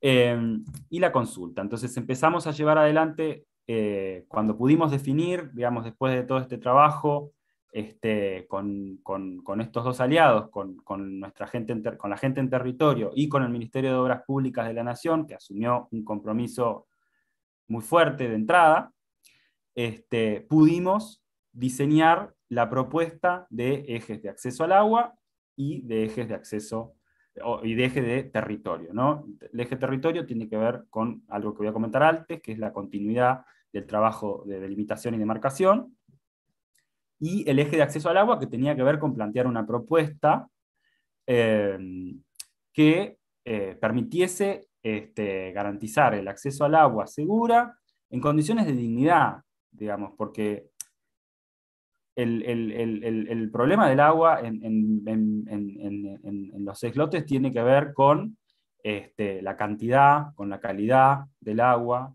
con los problemas de gobernanza del agua, porque hay algunos pozos públicos, no son suficientes, pero los hay, solo que se plantean situaciones del orden del ridículo a veces, como por ejemplo un pozo que está en una escuela y entonces las comunidades no pueden digamos, proveerse de ese pozo, o que tienen que ver con el conflicto territorial y el ganado toma agua primero que la población originaria. Digo, hay temas de distintas naturalezas, no solamente hay una cuestión de obras, que hay, y que nosotros planteamos obras en esa propuesta, sino que también hay cuestiones que tienen que ver con la gobernanza y que están muy vinculadas y que hay que empezar a resolver y que también tienen entonces que formar parte del plan. Entonces hicimos un proceso de consulta muy intuitivo, digo, porque de vuelta, nosotros no somos especialistas ninguno, digamos, en las cuestiones, en derecho indígena, digamos, entonces es un trabajo, digamos, como de preguntar, de saber, de asesorarse, pero sí sabíamos que teníamos que conducirnos con dos reglas de conducta fundamentales. Primero, humildad, y segundo, buena fe. Y que si nosotros nos manejábamos dentro de esos parámetros, las cosas iban a salir bien, y podemos decir que salieron bien y estamos muy contentos.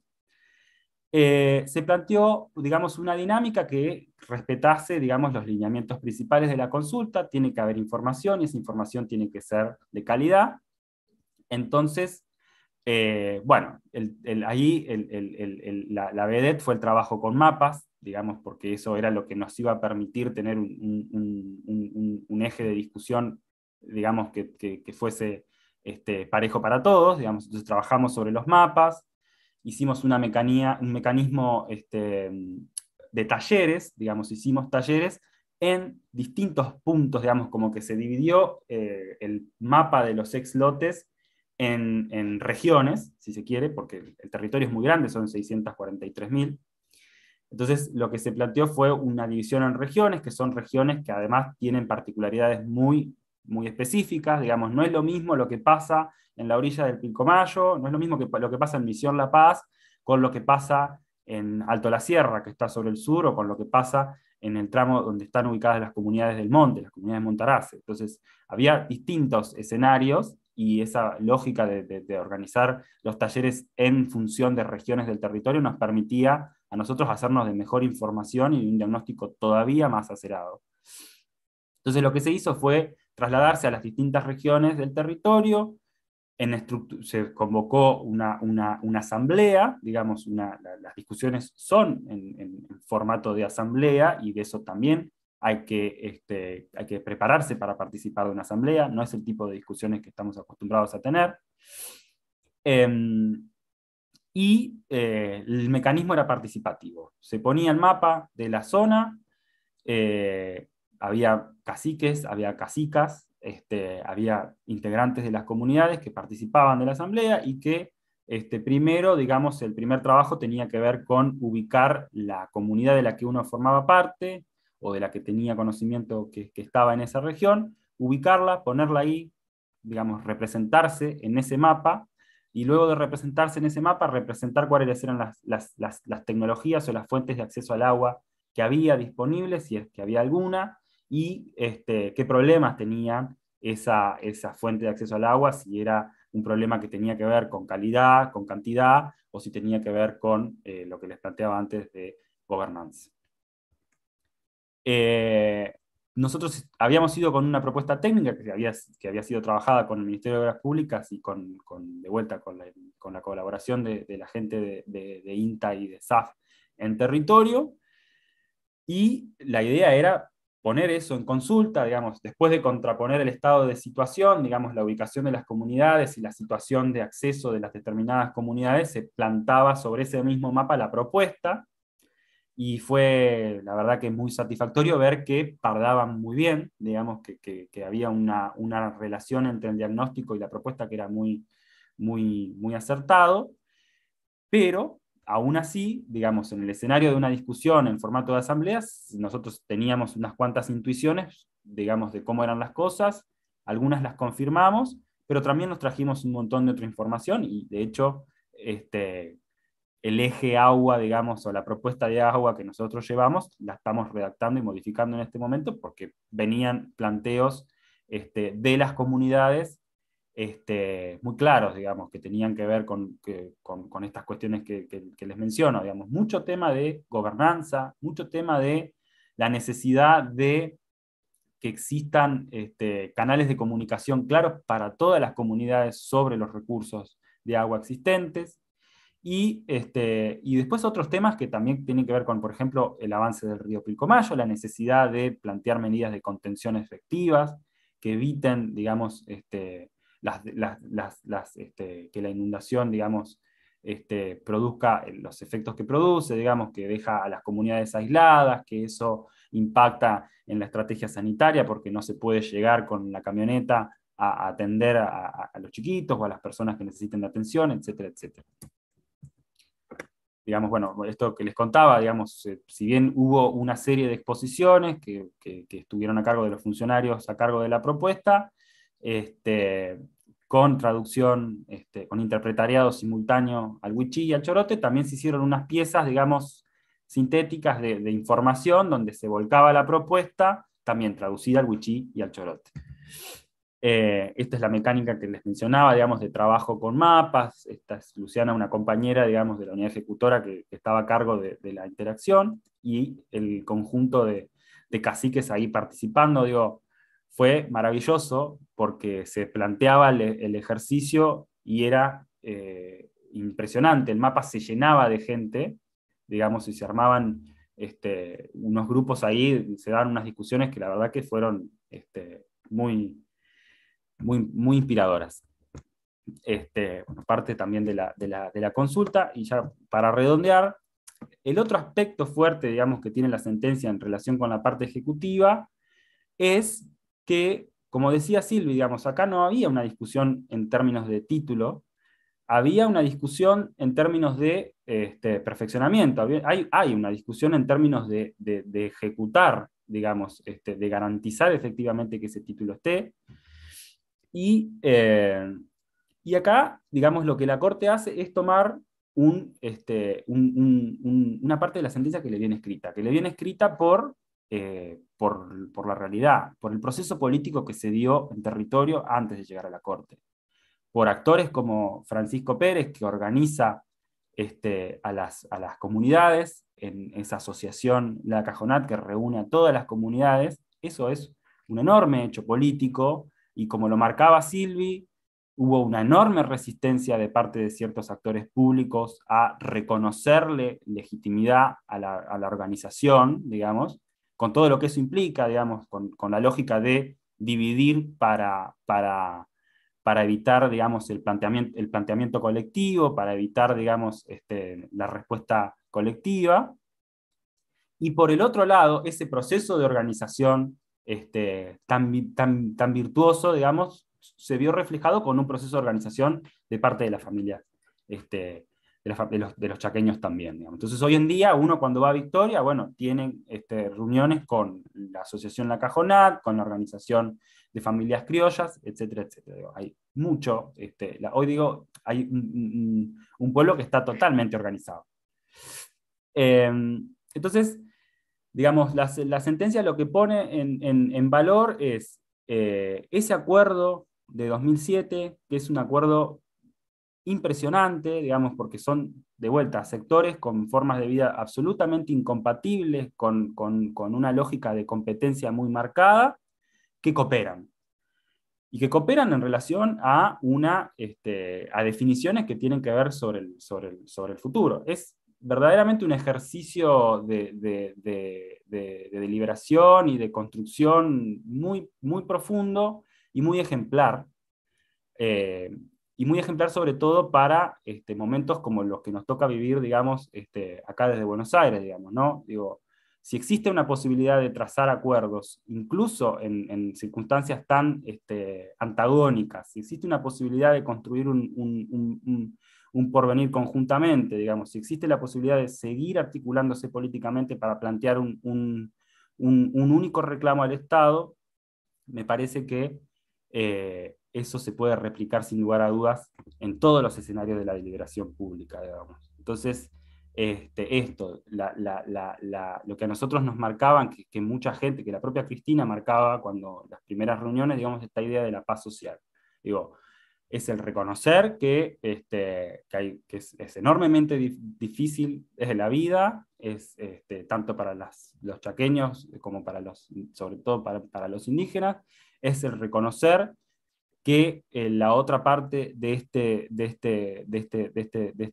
asunto tiene una subjetividad, tiene derechos y tiene derecho a una vida digna, y entonces en ese reconocimiento mutuo partir y empezar a desarrollar acuerdos. Entonces, lo que el Estado tiene que hacer es concretar esa voluntad política, no le queda otra, digamos, y nosotros celebramos que la Corte no haya planteado otro camino que ese. Lo que hay que hacer es ahora poner en marcha ese proceso. La segunda propuesta que se llevó a los talleres tenía que ver con este proceso, digamos, que es con darle continuidad al trabajo de los acuerdos de parte, que son los que permiten la delimitación y demarcación, digamos, o sea, lo que permiten cerrar las 400.000, que es la porción de ese territorio que la Cajonat continúa reclamando, y de esa manera, al cerrar las 400.000, queda, digamos, demarcado la otra porción, que es la que irían a ocupar las familias criollas cuando se relocalicen, digamos. Eso por un lado, pero con exigencias, digamos, con exigencias que no se habían marcado antes, sino que aparecen ahora, digamos. Bueno, hay un diagnóstico común de los dos sectores muy claro, y en las asambleas, esta por ejemplo es una asamblea que se llevó a cargo en la sede de la OFC. Ustedes ahí tienen sentados caciques indígenas y representantes de las organizaciones criollos, en la misma mesa, planteando el mismo camino de acción, en absoluta armonía y con un planteamiento muy claro. ¿Cuáles son las exigencias que la propuesta refleja? Transparencia en la ejecución de los recursos y control social de los dos sectores involucrados. Por esa razón, los equipos de lo que se conoce la web provincial, que son estos técnicos que van y hacen las mediciones, no solamente van a estar conformados por los equipos de la web provincial, es decir, por los técnicos que manda Salta, sino también por facilitadores criollos indígenas que van a ir acompañando todo el proceso y que van a formar parte de las actividades para hacer un seguimiento muy claro, digamos, de para dónde van las acciones, y que las acciones se concreten en terminar de definir las zonas de relocalización de las familias criollas, darle seguridad a las familias criollas sobre cuáles son las parcelas que van a tener que ir a ocupar, y cerrar las 400.000 para poder otorgar el título único. Así que nada, el mensaje para nosotros de la sentencia de la Cajonat es, del caso de la Cajonat, es un mensaje muy poderoso, es un mensaje que tiene que ver con la cooperación, con la posibilidad de plantear respuestas comunes, con continuar dialogando, digamos, y ese es nuestro principal mandato: hacer cumplir los acuerdos políticos, que son los que le dan sustento a una forma de vida, digamos, que es maravillosa, que es muy pacífica y que tiene mucho para inspirarnos. Así que yo dejo acá. Gracias. Gracias, Rodrigo, por tu presentación y todo lo que nos contaste de la implementación de la sentencia. Nos extendimos un poquito más de lo planeado, así que les agradecemos a todos por seguir acá. Tenemos algunas preguntas en el chat. Vi que Silvina estuvo respondiendo algunas por escrito. Quizás ya las estuvieron leyendo. Si les parece, leo algunas.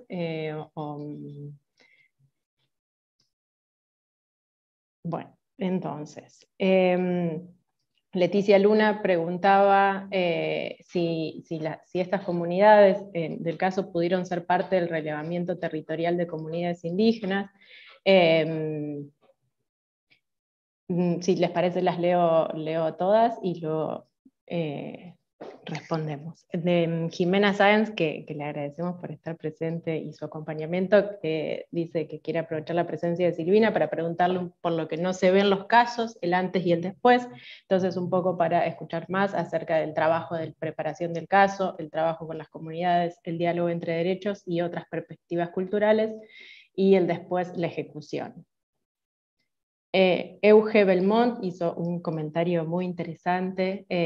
No hay una pregunta concreta, así que como estamos cortitos de tiempo, los mando a que lo lean en el chat.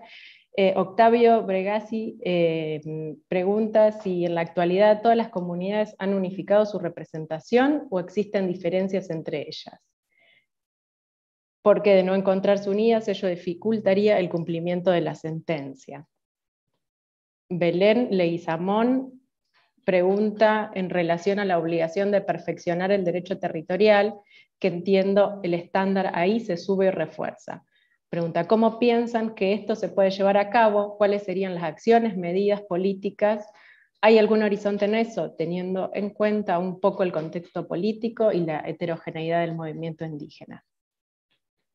Luego Raúl Mazone, de la PDH, dice, este tipo de dictámenes de la CIDH generó este proceso por obligación del Estado, pero ¿se reproducen en otros casos de conflictos territoriales? ¿Genera la obligación del Estado en legislar sobre territorio indígena? Roberto González nos cuenta que es de Santa Victoria Este y los principales actores son los pueblos originarios de la zona. Habría evolución si la decisión la tomara el propio pueblo.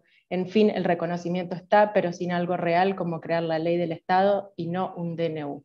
Eso no es un paso hacia adelante, y lo seguro, después de muchos reconocimientos, muchas charlas, lo seguro y difícil, el Estado definir la entrega final de las tierras que le pertenecen a nuestros pueblos milenarios.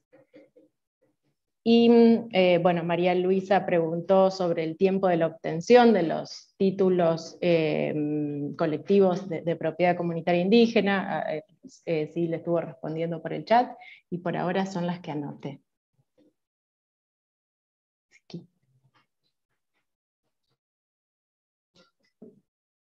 ¿Querés contestar vos primero, Rodrigo? ¿Hago yo una cosa breve?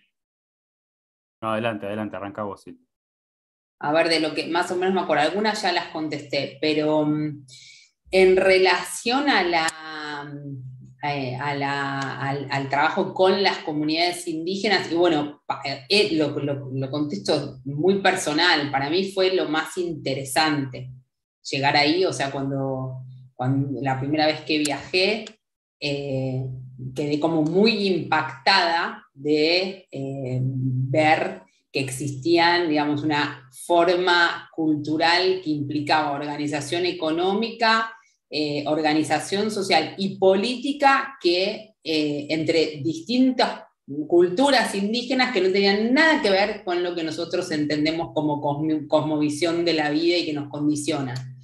Y bueno, y después hay como todo un desafío que tiene que ver con los tiempos con los que venimos desde Occidente, los tiempos jurídicos, los tiempos políticos, los tiempos de toma de decisiones, y lograr confluir entre esas formas de organización que tienen las comunidades con nuestros tiempos. Por ejemplo, lo que me sentí identificada cuando Rodrigo decía, bueno, y una asamblea, bueno, no saben lo que es una asamblea, no es lo que ustedes se imaginan en la facultad, en la asamblea, es otra cosa, es un proceso que tiene sus tiempos, sus modos, y uno ve un montón de configuraciones ahí. Por ejemplo, el rol de la mujer, que ahora, bueno, en la etapa de Rodrigo, hay, yo creo que por primera vez hay una mujer como autoridad indígena decidiendo. Antes eran solo hombres, en ronda, tomándose, o sea, una asamblea, porque por ahí duraba 4 días, donde nosotros éramos meros espectadores,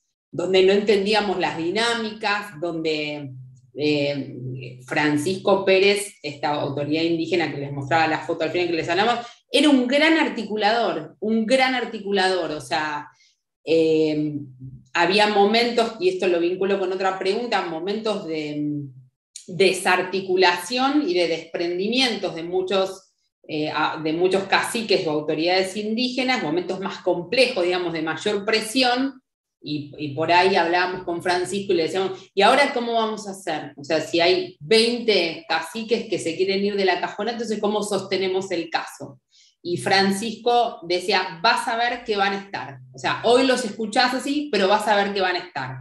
Bueno, así puedo contar 1000 anécdotas, pero creo que es una experiencia que también lo intentaba transmitir Rodrigo, muy enriquecedora en ese sentido, en el sentido más vital de la palabra, poder ver otras formas y compartir otras dinámicas sociales. Después, en relación a lo que preguntaba Raúl, sí, o sea, Argentina tiene que implementar la sentencia para la Cajonat, por un lado, punto. O sea, y esa sentencia es re compleja. No llegamos a mostrarles las reparaciones, pero por ahí en los encuentros que vienen podemos en algún momento mostrarlo más claramente, porque bueno, no importa, hay 1000 discusiones y ya estamos re mal de tiempo, así que no me quiero extender nada, pero por ejemplo, una cosa que tiene la sentencia es que hasta ahora las sentencias de tierras indígenas, todo estaba como casi confluido en el artículo 21, la cuestión ambiental, de nutrición, todos los derechos estaban en uno, en la idea de territorio indígena, y en esta está como desmembrado, y eso puede tener sus pros y sus contras, pero una de las ventajas, digamos, es que las reparaciones son bastante espejo de esas violaciones de derecho. Entonces, hay mucho más deberes en términos de reparaciones que tiene el Estado que cumplir, y por eso es más compleja. Eso por un lado. Por otro lado, sí, tiene también esta otra virtud de que como garantía de no repetición, le está diciendo al Estado argentino ya fuera de la Cajonat, ustedes no tienen un procedimiento de titulación adecuado y es obligatorio que lo tengan. O sea que una cosa más que tiene que hacer es cumplir para que tenga impacto sobre el resto de las comunidades indígenas en Argentina. Y eso contestaría, porque a las otras ya las contesté por chat. No, yo lo mismo, o sea, comparto absolutamente, digamos, me remito a tus respuestas que van a ser mucho mejores que las mías en relación a los temas más técnicos que se plantearon. En relación con el relevamiento, porque el caso de la Cajonat, digamos, ya estaba instalado en el sistema interamericano, no se actuó por esa vía, no se hizo ese tipo de trabajo. El INAI, digamos, se abstuvo de ir por ese lado y participó, digamos, porque hay que decirlo, digamos, el Ministerio de Obras Públicas lleva la propuesta de agua y el Instituto Nacional de Asuntos Indígenas lleva la propuesta de territorio. Entonces se abstuvo de seguir por la vía del relevamiento. Y por otro lado, en relación con el tema de la unión, exactamente lo mismo que Silvina, digamos. Digo, estas cuestiones se plantean, estas lógicas se ven, digamos, sí, obviamente, son procesos políticos, y como todo proceso político, digamos, pueden haber disidencias digamos, y coaliciones en distintos momentos de una misma lucha. Ahora, la lucha es una, y siempre se ordena, digamos, muy claramente, y de hecho nosotros esta última vez que fuimos, que estaban Rogelio Nerón, que es el intendente de Victoria, y Cristina, que es la coordinadora de la Cajonat, un cacique se levantó y dijo muy claramente, muy clarito, Cristina es nuestra líder para el proceso de tierras, y Rogelio es nuestro representante político. Digo, eso está más que claro. Lo que me parece importante en términos de unión es que el Estado no opere para romper esas uniones, porque si el Estado opera para romper esas reuniones, el Estado está desarticulando a un sujeto político fundamental para, digamos, para todo este proceso, para traer justicia a todo este proceso. Eso, básicamente. No, perdón, un comentario en relación con las cacicas. Hay, al menos yo conté una veintena de cacicas tomando participación activamente en las asambleas, digamos, firmando las actas, yendo con sus planteos, digo, ese también es un privilegio que nos da esta hora del caso de la Cajonal.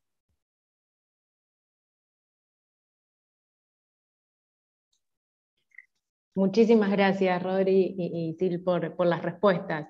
Si alguien yo tendría un montón para hacer, pero me las voy a guardar por un rato.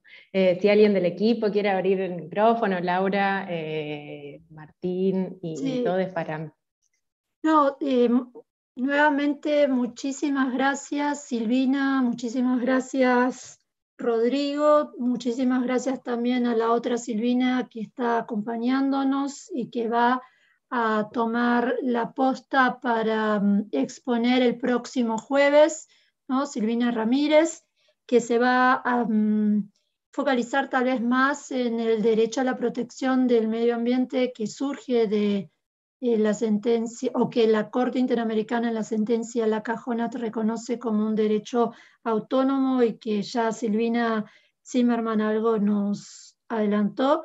Y bueno, para Rodrigo también, especialmente muchas gracias, Rodrigo, comunidad ejecutora, y especialmente teniendo en cuenta que esto último que marcaba Silvina, ¿no? Que la sentencia en cuanto a garantías de no repetición es bien así, ¿cómo decir? Eleva la pretensión de tener un efecto irradiador muy importante más allá del caso de La Cajonat.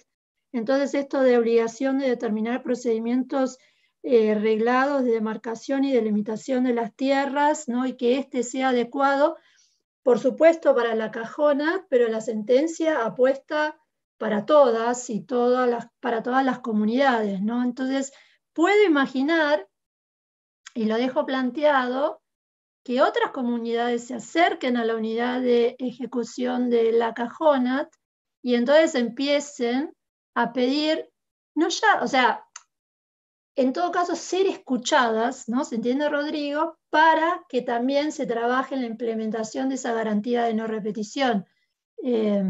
Por supuesto, siempre dándole la centralidad que tiene La Cajonat como comunidad en sentido estricto, pero como tiene esa otra faz de irradiación, la sentencia hacia otras comunidades que no tienen todavía garantizado su derecho a tierras y territorios, me parece que la sentencia de La Cajonat es riquísima y muy interesante la unidad de ejecución, y también creo yo que en el camino algunas de sus funciones van a tener que ser replanteadas y ampliadas.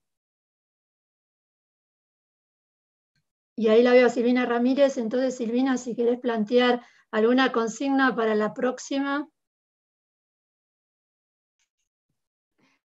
No, ya a esta hora creo que con todo lo que hemos escuchado, bueno, agradecerles desde ya a Silvia, a Rodri, a ustedes, y bueno, nada, es como una serie, continuará en el próximo capítulo, así que retomaremos algunas cosas de las que dijeron los compañeros, y bueno, y me interesa aterrizar en un aspecto que a mí me parece novedoso como jurisprudencia de la Corte Interamericana, por eso lo planteé, pero me parece que está bueno quedarnos con lo que se dijo acá para poder retomarlo la semana que viene. Así que muchas gracias. Bueno, Paola, la palabra te queda a vos, entonces. Gracias, Silvina. No, sí, agradecerles inmensamente a todos y nos vemos el jueves que viene y seguimos.